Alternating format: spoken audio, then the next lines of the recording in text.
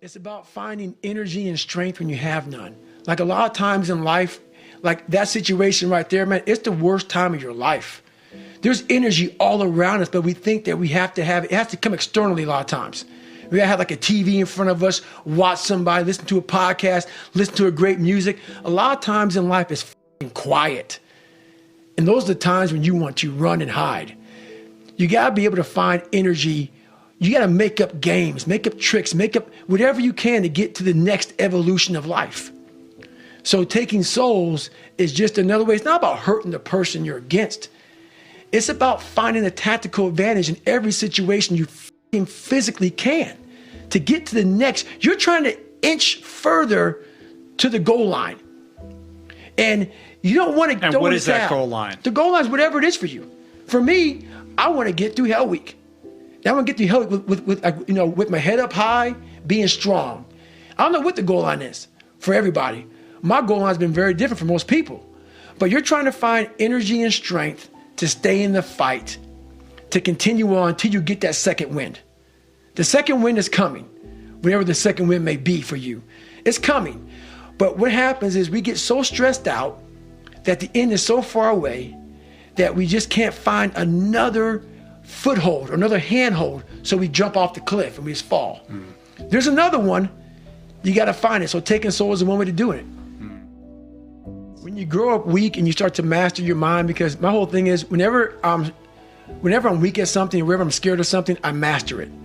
I was a weak-minded person, so I mastered my mind. And in mastering my mind, I mastered the human mind.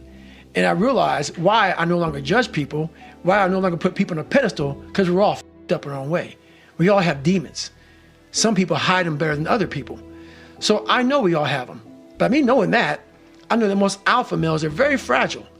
Very fragile. They never want to see another person harder than them, especially in that kind of realm. The ego attachment is very strong. Ego will f*** up every time. Ego is serious. So if I can hurt your ego, I got you. So by me having such a fragile ego growing up, all this was my advantage. I was doing a live autopsy on how f***ed up I was. I was like, hey, this f***ed me up. I better f*** other people up too. So I started using all these different tools and tactics to get in instructors' heads. And taking souls, that's where it happened, man. We're Wednesday, freezing f***ing cold. Everybody's jackhammering. Everybody wants to, everybody's just wanting to get through it now. Jackhammering is when you just can't stop shivering. You can't stop shivering. You're sitting there, this uncontrollably jackhammering. And the instructors take great pride in watching you suffer. They do. In a sick way, it's kind of funny. You were there once as a student. Now you're an instructor. But I knew, how would I be thinking if I was an instructor? I would love seeing this sadistic go on. But what wouldn't I like to see? I would hate to see some guys just looking like this is just another day on the beach and go yourself. I would hate to see that. Yeah. So because they all want to think like when they did it, they were harder. They were harder. Yeah. Everybody's hard. So I said, you know what, man? It's time. I can't fight you. You guys can fuck me up all day long. That's your job, and I love your job. I love what you guys are doing. You guys are making us better. But now I'm going to take the tactical advantage, and I'm going to start fucking with you. So I got my boat crew, Bill Brown. I had Chris Kyle on my boat crew, right. American Sniper. I had a couple of hardcore mother. And everybody right now is kind of like in their own world. Let's just get through this, man. I can't wait till Friday so we can graduate, how we can get going. I said, let's go ahead and have some fun. I said, we're gonna start with these guys. So the evolution here was we just got through with med check. We're stripped down to nothing, and they're checking us out, making sure we're good. Checking for pneumonia, checking for up knees. My knees all jacked up, but they're giving me shots and shit. And I was like the boat crew leader of boat crew 2. Mm-hmm. So I'm in the front of the boat, and I tell our guys, this is what we're gonna do. The boat was like on our heads. So all it was, we're supposed to lift the boats up above our head. That's all you gotta do. But when you're this weak, you're this fragile, you're this tired, the boat's heavy. So there's a thing you can do when you do boat presses. You can get the boat and like just toss it up and catch it. And that shows like you're jacked up. So everybody's holding the boat and they're shaking and the boat's starting to come down their head and all the boat crews are all lined up and they're f***ed up. And I'm looking at that and I turn around my boat crew and say, hey guys, it's time to take some souls. And they're like, what the f*** are you talking about? I said, we're gonna get, I go, see all these instructors out here, all in their f***ing jackets and drinking coffee and laughing and smiling and shit. I want their f***ing faces to go straight up f***ing numb. So we're gonna do this. We're gonna start boat pressing this mother. Just take my lead. Trust me, you'll get energy from it. We start throwing this boat up in the air, catching it, throwing it up and catching it. And we start yelling, "Can't her fucking boat crew too?" We're yelling our fucking ass off, and we're doing it. And they make a stop, like what the, like stop. I look at these instructors, and their faces literally look like someone just took their soul out. 'Cause I know where their minds were. Like they were thinking about themselves. Like, what the just happened, man? I know me on Wednesday, I couldn't have done that.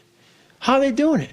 So the rest of the time, going through Hell Week, it was like we owned it. We owned it. Right. Boat Crew 2, we won every single race. We were just dominating, and it was a strong boat crew, and that's where Taking Souls is. There's a few Taking Souls stories, but that's one of them. Yeah, and part of that is learning how to be a leader. Like when you're dealing with these alpha males and these huge egos, there's this tendency to just try to outshine the next guy, right? You tell an example, there's another guy who kind of proceeds along that path, right? And he realizes very quickly that he's not going to make it because he doesn't know how to build camaraderie with the other guys. Right. Talk about Mr. Dobbs. He's a good friend of mine still to this day. And he went into that place, man, and I knew where he was going. It's in my third Hell Week, and I knew Sean real well, but I knew he was real arrogant. He had a serious chip on his shoulder like I do. I still do. I got to control it every now and then, and it got me in a lot of trouble sometimes. But I knew he had it. I knew that chip on your shoulder not being controlled, it will get you f***ed up, and it cost him a lot going through buds. And I saw the look. Because I once had the look when I was going through pararescue school. When something got so hard and your mind can't process the hardness, you don't know the right tools to get through something hard because you've never been challenged before. I could tell he was a superhuman, that nothing ever challenged him. But I knew, because I already been through Hell Week a couple times, I knew, motherfucker, don't underestimate that shit.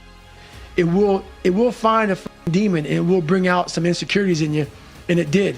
And it was like maybe 30 hours in the Hell Week or something like that. I'm looking over at him, and I smile at him. We're standing just like this in line, and he's getting his med check. A doctor's looking at him. It happened just to be beautiful timing. And I'm sitting there, I'm getting med checked, and I'm looking at him, and his eyes says he's 1,000 yards still looking right through me. And he's getting med checked, and I'm looking at him. And before all this happened, I told him, I said, "Don't underestimate this motherfucker, man." He goes, "I can't ever see myself quitting Goggins." I go, "Watch out." I go, "This motherfucker will get in your head." I go, "The end is a long way away." So we're sitting there eye to eye, and he didn't see me. I'm right in front of him. And I can tell he's thinking he has that quitting mind starting up. And I look at him, I go, "I told you, motherfucker. I told you, motherfucker." And next thing I knew, man, a car pulls up, and he rolled out. Rings the bell. He rings the bell and he quits. But it was he's a great human being, hard motherfucker. It doesn't make you, when you quit something like that, man, it's a huge lesson learned that I can't go into anything thinking that there's nothing that's not going to get in my way.